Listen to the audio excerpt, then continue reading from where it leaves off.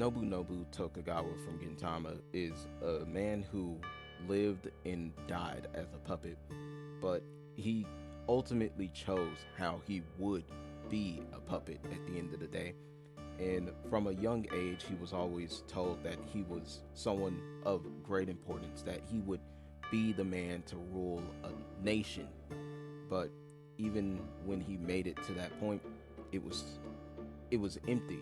A throne that really had no title, it had no authority. And by the time he realized that this is meaningless, it was too late. He had already covered himself in blood. He had already committed far too many sins to actually change who he was, to change himself. But that wasn't fully true. And it took a long time for him to finally realize this. And the person who showed him this is Sakamoto. And to Nobunobu, a man who had no one that truly stood by his side, for someone who was all alone, Sakamoto was an anomaly to him because Sakamoto, even though his crew had gotten possessed in the battle for Ragyo, he never gave up on them, even though everyone had already turned on him, though not by their own wills. Nobunobu couldn't understand, why wouldn't he give up? Why couldn't he just abandon these people? They were no longer the people that he knew, and this infuriated Nobunobu.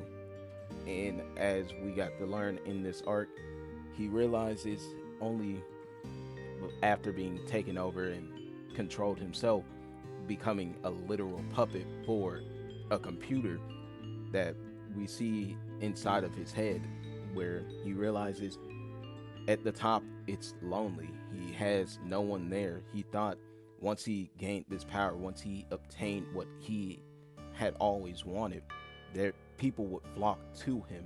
But at the end of the day, it was just a playground created by the Tendoshu for him, a place where he could play with the tools that they had already thrown away. And Sakamoto tells him this outright: you yourself have come here to settle a personal grudge you have against Gintoki, but what what will the Tendoshu do with you now?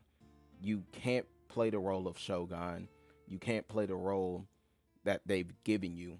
You're a useless tool that they most likely will throw away and get rid of with along with us criminals. And he wasn't wrong. The Tendoshu had no more use for Nobunobu. And it's within this arc that Nobunobu finally realizes that there was nothing for him at the top. He's sitting upon a throne that title is meaningless. The title Shogun is just really a figurehead. It doesn't do anything. It can't command any power. It can't do anything. And what more can he really do? He's defeated, but even still, he finally found comrades, and he'll say by his own words, I'm nothing more than a puppet, and I've always been a puppet, but at least I can choose to be a puppet for good at the end of it all. And that's what he does. He goes to the negotiation table, even though he this is really all just a gag during this part where he's negotiating for the Amantos to hold off their attack and do other things.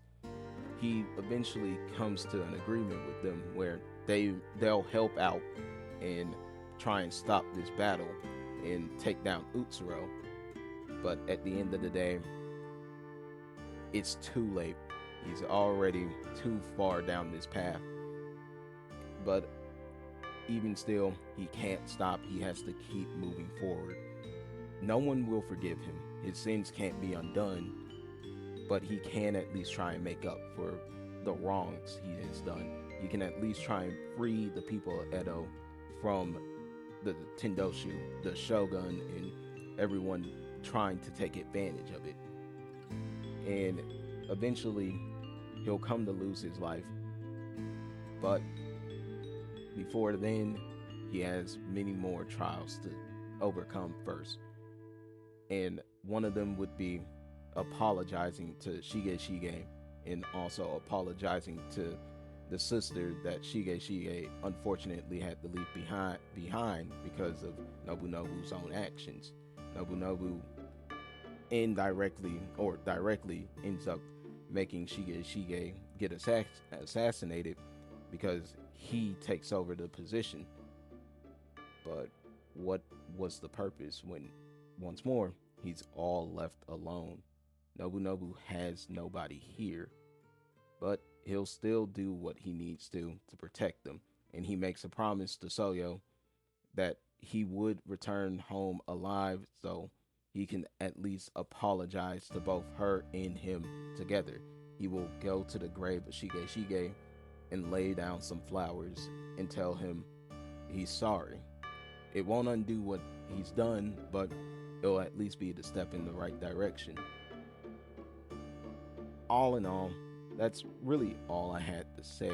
Nobunobu is a fascinating character, a man who truly has no choice but to just be a puppet. And on his deathbed, he lies down. He's lying on the floor, bleeding out. People are trying to save him, and he says, "No, it's enough. Forgive the man who shot me. Forgive the man who shot Insho. We can at least try and make this right. We can't undo what he's already done, but if death is required for peace, then let mine and Insho's be the only people that have to be the sacrifices for that peace to finally come."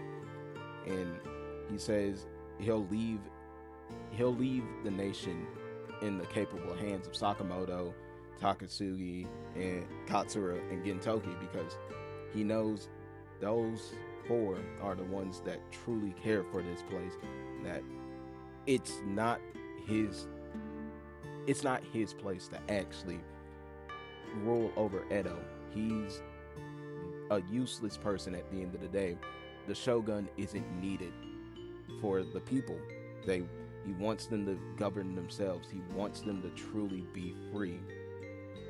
And even Takatsugi himself says, if we all think that we can't change or that we can't put an end to this, then look at that man over there. Someone wrought by his own sins or bathed in the sins of many people, who's been a tool all his life.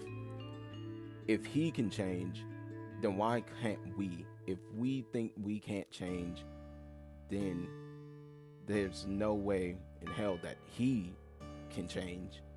But Nobunobu has changed. He's become a better person. He's someone who's bathed in guilt, or just really ridden by guilt. He wants to make amends, but it's too late to truly do that. Even his death won't undo what he's done, but he's perfectly fine with that. He's perfectly fine being the puppet that he has always been. The puppet that didn't really get to choose his life.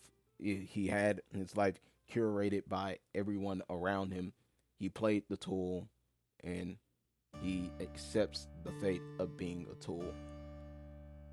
And it's a powerful moment where he can finally acknowledge that he himself is just a tool.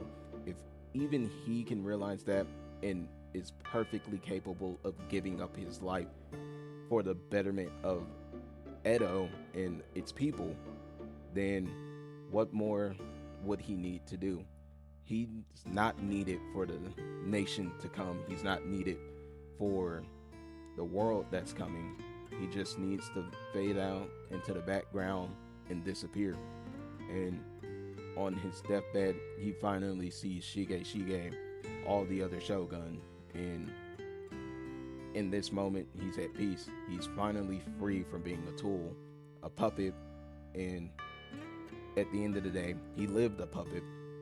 He died a puppet, but at least he wasn't controlled by the Tendoshu. He died a puppet by his own hands. and he was free to make this decision on his own. And frankly, what more could he want?